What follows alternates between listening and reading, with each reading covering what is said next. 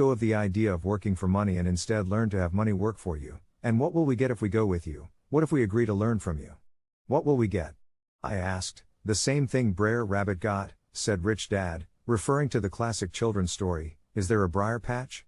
I asked. Yes, said Rich Dad, the briar patch is our fear and greed, confronting fear, weaknesses, and neediness by choosing our own thoughts as the way out. Choosing our thoughts? Mike asked, puzzled. Yes, choosing what we think rather than reacting to our emotions. Instead of just getting up and going to work because not having the money to pay your bills is scaring you, ask yourself, is working harder at this the best solution to this problem? Most people are too afraid to rationally think things through and instead run out the door to a job they hate. The tar baby is in control. That's what I mean by choosing your thoughts. And how do we do that?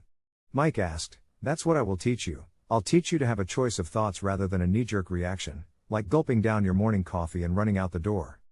Remember what I said before, a job is only a short-term solution to a long-term problem. Most people have only one problem in mind, and it's short-term. It's the bills at the end of the month. The tar baby, money controls their lives, or should I say the fear and ignorance about money controls it, so they do as their parents did. They get up every day and go work for money, not taking the time to ask the question, is there another way?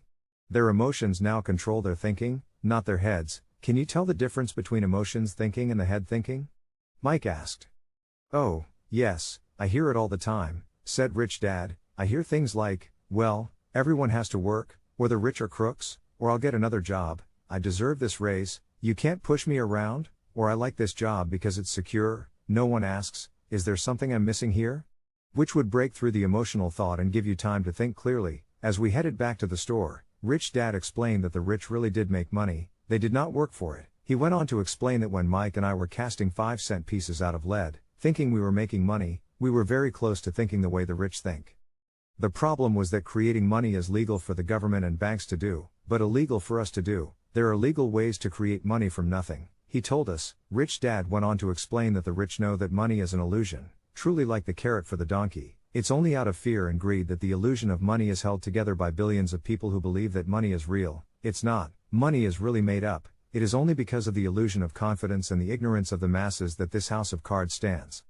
He talked about the gold standard that America was on, and that each dollar bill was actually a silver certificate. What concerned him was the rumor that we would someday go off the gold standard and our dollars would no longer be backed by something tangible. If that happens, boys, all hell will break loose. The poor, the middle class, and the ignorant will have their lives ruined simply because they will continue to believe that money is real and that the company they work for, or the government, will look after them. We really did not understand what he was saying that day, but over the years, it made more and more sense. Seeing what others miss. As he climbed into his pickup truck outside his convenience store, Rich Dad said, keep working boys, but the sooner you forget about needing a paycheck, the easier your adult life will be. Keep using your brain, work for free, and soon your mind will show you ways of making money far beyond what I could ever pay you. You will see things that other people never see. Most people never see these opportunities because they're looking for money and security, so that's all they get. The moment you see one opportunity, you'll see them for the rest of your life. The moment you do that, I'll teach you something else, learn this, and you'll avoid one of life's biggest traps. Mike and I picked up our things from the store and waved goodbye to Mrs. Martin. We went back to the park, to the same picnic bench, and spent several more hours thinking and talking. We spent the next week at school thinking and talking, too. For 2 more weeks, we kept thinking, talking, and working for free. At the end of the second Saturday, I was again saying goodbye to Mrs. Martin and looking at the comic book stand with a longing gaze. The hard thing about not even getting 30 cents every Saturday was that I didn't have any money to buy comic books. Suddenly, as Mrs. Martin said goodbye to Mike and me, I saw her do something I'd never seen her do before. Mrs. Martin was cutting the front page of the comic book in half. She kept the top half of the comic book cover and threw the rest of the book into a large cardboard box. When I asked her what she did with the comic books, she said, I throw them away. I give the top half of the cover back to the comic book distributor for credit when he brings in the new comics. He's coming in an hour. Mike and I waited for an hour. Soon the distributor arrived, and I asked him if we could have the comic books. To my delight, he said, you can have them if you work for this store and do not resell them. Remember our old business partnership?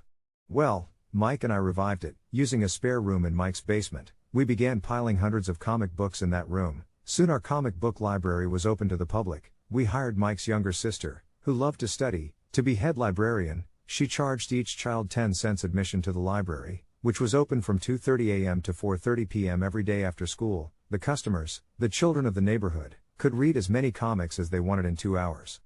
It was a bargain for them since a comic cost 10 cents each, and they could read 5 or 6 in 2 hours. Mike's sister would check the kids as they left to make sure they weren't borrowing any comic books. She also kept the books, logging in how many kids showed up each day, who they were, and any comments they might have. Mike and I averaged $9.50 per week over a 3-month period. We paid his sister $1 a week and allowed her to read the comics for free, which she rarely did since she was always studying.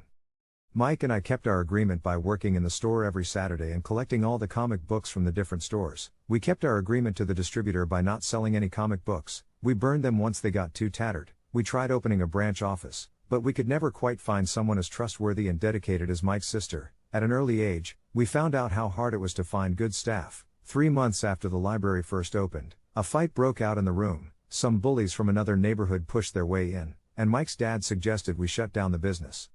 So our comic book business shut down, and we stopped working on Saturdays at the convenience store. But Rich Dad was excited because he had new things he wanted to teach us. He was happy because we had learned our first lesson so well. We learned to make money work for us. By not getting paid for our work at the store, we were forced to use our imaginations to identify an opportunity to make money. By starting our own business, the comic book library, we were in control of our own finances, not dependent on an employer. The best part was that our business generated money for us, even when we weren't physically there.